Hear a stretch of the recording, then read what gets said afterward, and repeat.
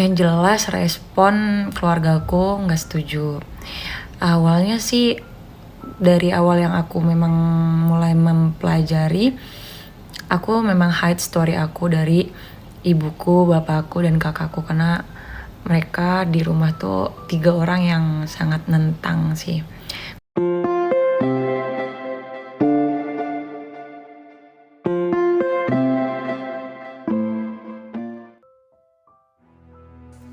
Ya, aku stitch video aku yang barusan. Aku sampai mau kasih lihat juga kalau itu video udah lama aku tag dan sekarang kondisi kamar aku kayak gini ya. Karena aku udah mau pindahan. Jadi aku mau cerita sedikit gimana aku bisa sampai nangis dengar lagu-lagu rohani. Dulu aku pernah dalam posisi yang kayak bener-bener gak ngerti harus gimana, harus ngapain, karena aku punya problem yang besar. Terus hari per harinya aku cuma mencoba cari ketenangan sih. Gimana ya biar gak terlalu pusing, gimana ya biar bisa ngadepin semuanya, gimana ya biar aku gak ketakutan. Sampai emang aku kan tiap pagi itu suka setel musik dari YouTube sambil aku beres-beres kamar dan lain-lain. Nah, secara random keputarlah lagu rohani.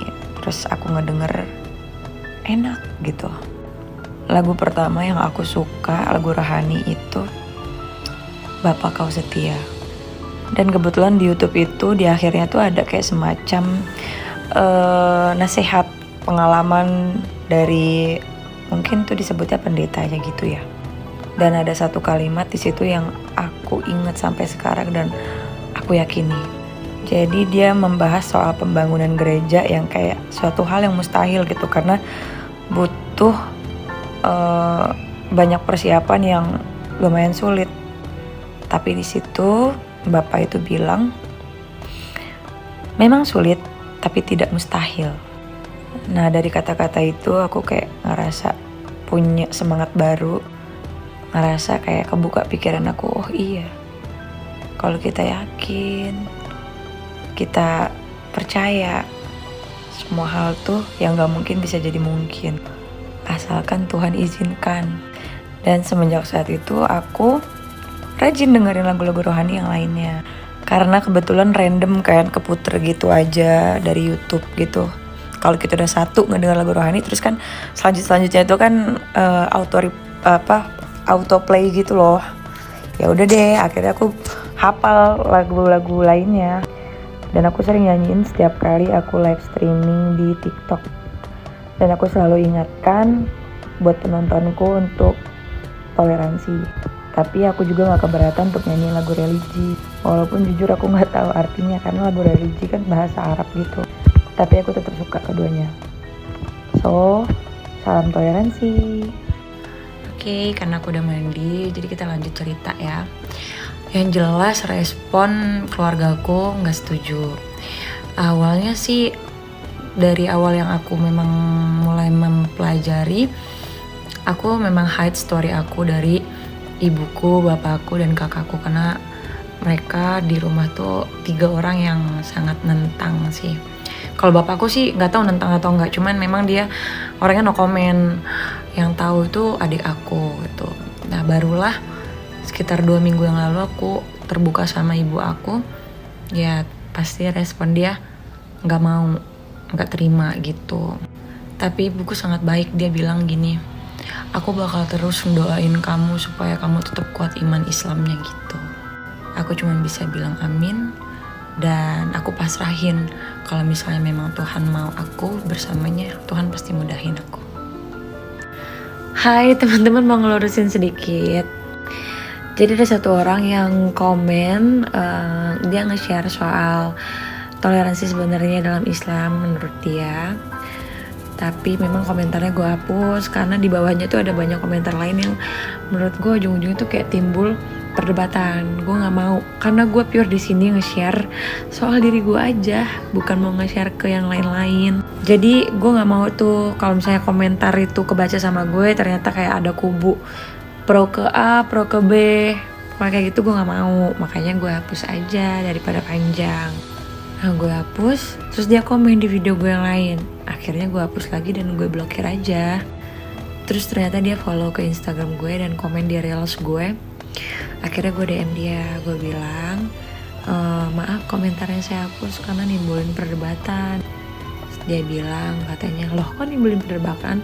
Gue kan cuman ngasih tahu aja kalau toleransi itu bukan yang seperti lo bilang. Padahal seingat gue nggak bilang toleransi itu gini loh guys.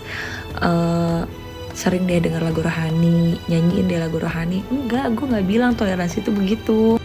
Jadi dia ini khawatir guys, orang-orang tuh bakal punya pemikiran bahwa ya toleransi itu tuh denger lagu rohani, nyanyi lagu rohani, baca Alkitab kayak yang gue lakuin. Enggak, gue tuh ngomong kayak gitu kan cuman nge-share ini yang lagi gue jalanin sekarang, bukan bilang gitu loh caranya toleransi, bukan.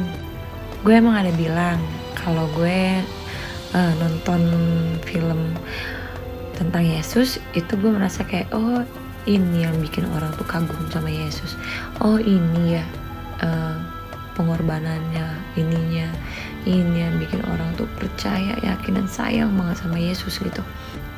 Dan gue bilang, dan gue pun merasakan itu. Nah mungkin itu yang bikin gue punya rasa toleransi yang tinggi. Sebenarnya gue gak mau ngeklaim kalau toleransi gue tinggi gitu loh, tapi ya memang kalian juga banjirin video gue dengan komentar yang seperti itu kan. Gue gak ada maksud nyombongin diri dan gue pun gak bangga dibilang kayak gitu. Intinya tolong jangan salah paham, beberapa video yang gue upload selama hari ini lah ya, itu cuman cerita dari apa yang gue alamin. Jadi jangan pada baper, gak ada maksud ngegiring. Sebenarnya gue males ngupload video ini, tapi ya gak apa-apa lah, biar gak ada salah paham. Soalnya ini soal agama dan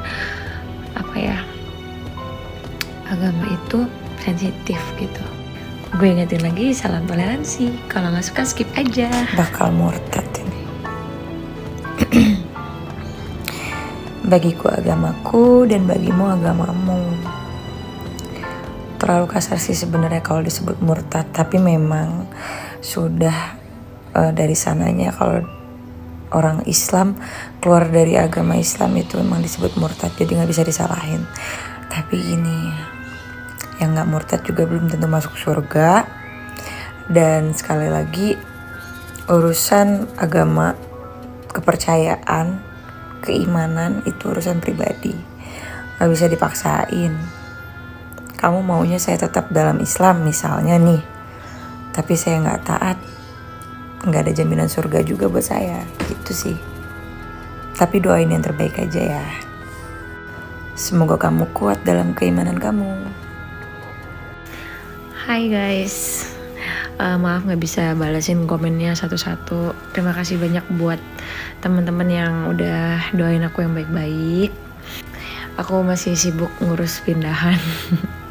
Makasih juga teman-teman yang udah nge-DM aku di TikTok ataupun di Instagram, yang nawarin untuk ngajarin biar lebih kenal Yesus. Makasih. Yang ngingetin juga untuk baca Al-Quran dan sholat. Makasih.